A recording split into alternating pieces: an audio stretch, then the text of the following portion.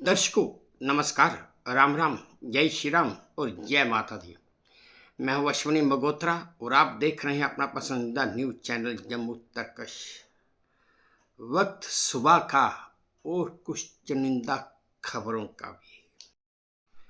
पहली खबर, बबलू ब्लॉगर। दर्शकों अब आप सोचेंगे कि भाई ये बबलू ब्लॉगर है कौन, कहां से आ गया। तो दर्शकों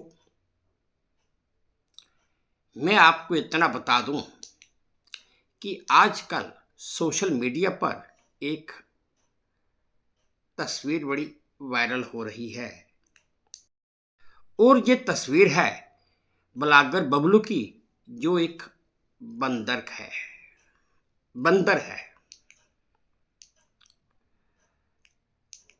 अब आप जानकर हैरान हो जाएंगे कि बंदर और एक ब्लॉगर, बात तो कुछ ऐसी ही है।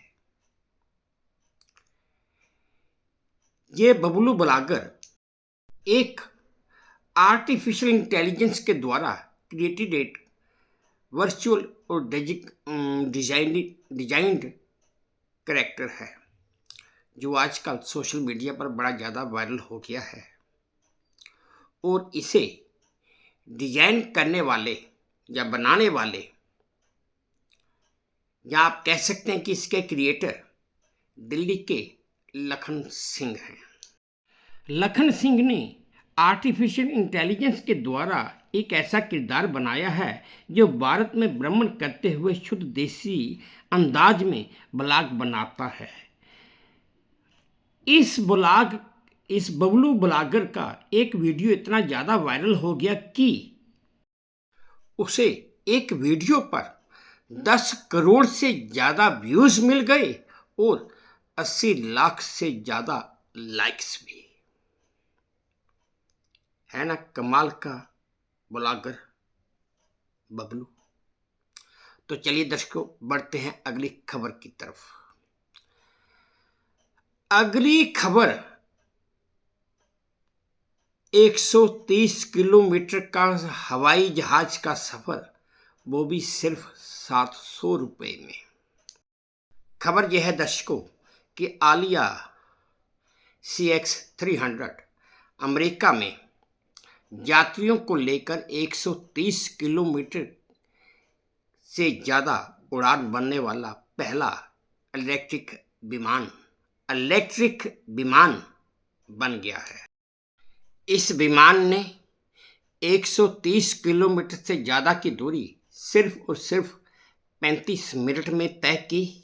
और आपको जानकर हैरानगी होगी कि इस यात्रा का खर्च सिर्फ $8 यानी कि लगभग 700 रुपये आया। अगर यही यात्रा अगर किसी हेलीकॉप्टर के द्वारा करनी होती तो खाली हेलीकॉप्टर के ईंधन का खर्च ही $160 यानी कि लगभग 14,000 रुपये आता। अब आप खुद समझ सकते हैं कि जैसे आने वाला दौर इलेक्ट्रिक वाहन का है, उसी तरह आने वाला दौर इलेक्ट्रिक विमान का भी है। तो बढ़ते हैं अगली खबर की तरफ। खबर अमेरिका से है। बिना ड्राइवर की कार। दर्शकों टेस्ला के CEO ने यानी कि एलन मस्क ने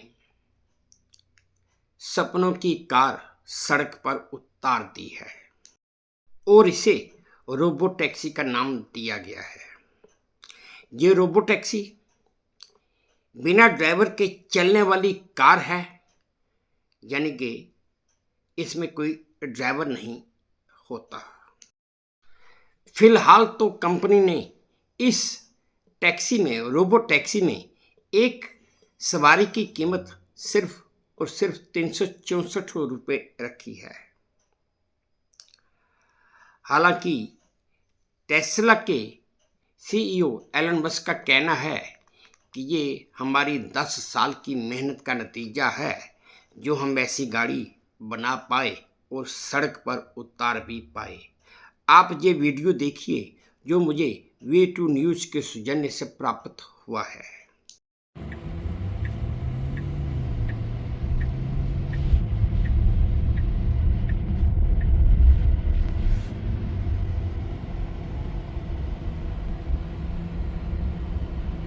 Wow, so this road's pretty patchy, but no problem there.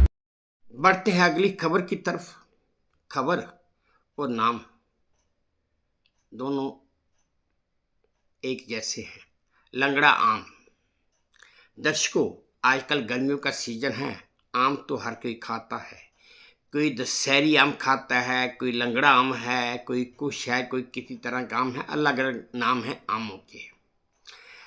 पर क्या कोई जानता है कि ये जो लंगड़ा आम जिसे हम लोग लंगड़ा आम कहते हैं, उसका नाम लंगड़ा आम कैसे पड़ा और क्यों पड़ा? मैं जानता हूं और मुझे पूरा विश्वास भी है कि ये कोई नहीं जानता कि इसे लंगड़ा आम क्यों कहा जाता है। दरअसल बात यह है दर्शकों कि तकरीबन 250-300 साल पुरानी बात है कि वाराणसी में एक पुजारी रहा करता था। किसी आश्रम में कोई एक पुजारी रहा करता था। वो चलने फिरने में असमर्थ था। अगर चलता भी था थोड़ा बहुत तो लंगड़ा कर चलता था। उसने अपने आश्रम के आंगन में एक आम का पेड़ लगा के रखा था और आसपास के छोटे बच्चे आते थे, पेड़ पर पत्थर मारते थे, आम गिरता था और वो आम उठाकर भाग जाते थे। और वो पुजारी लंगड़ाते लंगड़ाते उनका बच्चों का पीछा करता था। बस इसी तरह बच्चों का पीछा करते करते लोग उसे लंगड़े वाला आम कहने लगे। नहीं, आम वाला लंगड़ा कहने लगे, आम वाला लंगड़ा कहने लगे। ये बात उस समय जो वाराणसी का राजा था उसके कानों तक भी पहुंची। उस राजा ने उसके बगीचे के आम मंगवाए और उनको चखा और राजा को आम बहुत पसंद आए, स्वादिष्ट लगे, मीठे लगे। तो राजा ने फरमान जारी कर दिया कि आज से, अभी से इन आमों का नाम लंगड़ा आम होगा। तो दर्शकों, ये है कहानी लंगड़ा आम के नाम की, जो किसी को भी नहीं पता। तो चलिए बढ़ते हैं अगली खबर की तरफ। खबरदार, भाई का यमराज के साथ उठना बैठना है। खबर यह है दर्शकों कि आजकल सोशल मीडिया पर एक वीडियो बड़ा ही वायरल हो रहा है। दरअसल ये वीडियो हर एक के होश उड़ाने वाला वीडियो है। मैं आपको वीडियो तो दिखाऊंगा ही। आप इस वीडियो में साफ देख पाएंगे कि एक आदमी कैसे बड़े बड़े मगरमच्छों के बीच में खड़ा होकर उनको मांस खिला रहा है। और उस आदमी के हाथ में एक डंडा भी है। उस आदमी को मगरमच्छ के आगे मांस डालते हुए, मीट डालते हुए कोई डर नहीं लग रहा। इस वीडियो को देखकर लोग तरह तरह के कमेंट कर रहे हैं। एक ने तो लिख दिया, एक यूजर का कमेंट आया, खबरदार, भाई का यमराज के साथ उठना बैठना है। वहीं दूसरे का कमेंट आया, भाई ने तो यमराज को वश में ही कर लिया है। अभी तक ये पता नहीं चल पाया है कि ये वीडियो है कहाँ का। आप ये वीडियो देखिए जो मुझे V2 न्यूज़ के सौजन्य से प्राप्त हुआ है। न रखा है खौफ करी बहुत मारामारी, गलत कर्म करे बहुत, मैंने कर्म करे गलत कर्म करे, मैंने कर्म करे गलत कर्म करे, मैंने कर्म करे गलत कर्म करे, दिया पलट मैंने। दर्शकों, ये था वो वीडियो जो आपने देखा है, जिसमें देखा कि एक आदमी कैसे बड़े बड़े मगरमच्छों को उनके बीच में जाकर खड़े होकर खाना खिला रहा है, जैसे वो छोटे बच्चों को खाना खिला रहा होता है। तो बढ़ते हैं अगली खबर की तरफ। चुनाव का डर। दर्शकों, खबर यह है कि भाजपा नेता दिलीप घोष ने कहा कि बंगाल में चुनाव आते ही लोगों के दिलो दिमाग में एक डर सा बैठ जाता है कि चुनाव आ गया है, अब हिंसा होगी, हत्या होगी, लूटमार होगी। चुनाव से लेकर चुनाव के नतीजों तक खून खराबा ही होगा। चुनाव से लेकर चुनाव के नतीजों तक हुड़दंगबाजी होगी, खून खराबा होगा, किसी की जान जाएगी। जब किसी की जान जाएगी तो चीफ मिनिस्टर ममता बनर्जी अपना दुख जताने आ जाएंगी। उनका दुख जताने का तरीका भी एक सिलेक्टिव होता है कि कहाँ पर दुख जताना है और कहाँ पर नहीं, किसकी मौत पर जताना है और किसकी मौत पर नहीं। आप ये वीडियो देखिए जो मुझे वे टू न्यूज़ के सौजन्य से प्राप्त हुआ है। आप खुद देखिए इसमें दिलीप घोष ने क्या कहा है। हो गई। देखिए, बंगाल में चुनाव आते ही लोगों का डर रहता है कि खून खराबा होगा। या तो यहाँ तो नॉमिनेशन से लेकर के चुनाव रिजल्ट तक हिंसा होती है, या तो पहले मर्डर होगा या तो बाद में होगा। बड़ी दुख की बात है कि चुनाव रिजल्ट के बाद विजय उत्सव में ऐसा और हुड़दंग हुआ कि एक बच्चा का जान चला गया। ये बड़ी दुख की बात है। कोई कहीं अशांति नहीं है, लेकिन इस प्रकार एंटी सोशल को लेकर जो राजनीति करते हैं ना, उसका परिणाम नहीं होता। बड़ी दुख की बात है। ममता बनर्जी ने दुख जताई जरूर, लेकिन उनका भी ये दुख जताना ये सिलेक्टिव होती है। गोविंद दास की मौत हो गया तो दुख नहीं जताया उन्होंने, लेकिन खातून की मौत हो गई तो दुख जताया उन्होंने। यहाँ भी सिलेक्टिव होती है, दुर्भाग्यजनक है। बढ़ते हैं अगली खबर की तरफ। अगली खबर यूपीआई यूजर्स के लिए अच्छी खबर है। खबर यह है दर्शकों कि राष्ट्रीय भुगतान निगम यानी कि एनसीपीआई 15 जुलाई 2025 से नया नियम लागू करने जा रही है, जिसके तहत यूपीआई ट्रांजैक्शन या लेन देन फेल होने पर ग्राहक को तुरंत ही रिफंड मिलेगा। इन नए नियमों के तहत अगर आपने किसी गलत यूपीआई नंबर पर पैसे भेज दिए हैं तो वो पैसे आप अपने बैंक से वापस मांग सकते हैं। नए दिशा निर्देशों के तहत बैंक एनपीसीआई से पूर्व अनुमोदन की आवश्यकता के बिना स्वयं ही कुछ अस्वीकृत चार्जबैक उठा सकेंगे। ये एक नया नियम है जो 15 जुलाई 2025 से लागू होगा, जिससे उन लोगों को फायदा होगा जो डिजिटल पेमेंट ज़्यादातर किया करते हैं। तो दर्शकों, बढ़ते हैं आज की आखिरी चुनिंदा खबर की तरफ। उमर अब्दुल्ला क्या बोल रहे हैं?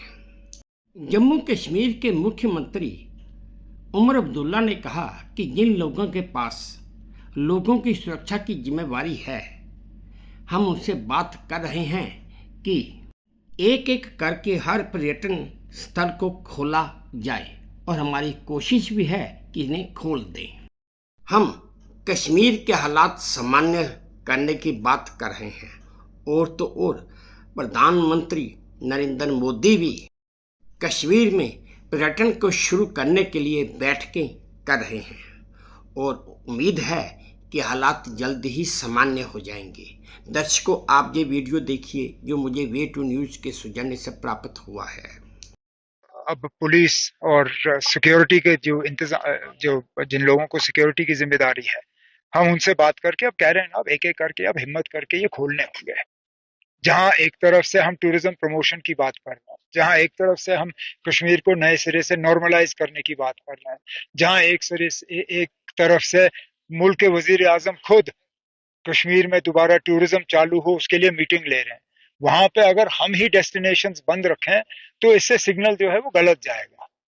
तो जैसे मैंने अभी कहा, हमारी कोशिश रहनी चाहिए, मिसाल के तौर पे पहलगाम, आड़ू खुले, गुलमर्ग है, जहां हम खड़े हैं यहाँ टूरिस्ट आ सकते हैं। ठीक यहाँ से 10 मीटर दूर पे जो मैदान है वहां आप कहते हो टूरिस्ट जा नहीं सकते। अब ये फैसला मुझे खुद समझ नहीं आता, टूरिस्टों को हम क्या समझाएंगे। इसी तरह द्रंग बंद है, दौद पथरी बंद है, कई सारे इलाके ऐसे बंद हैं जिनको हमें खोलना होगा, तभी जाके हम जम्मू कश्मीर को नॉर्मलाइज करेंगे।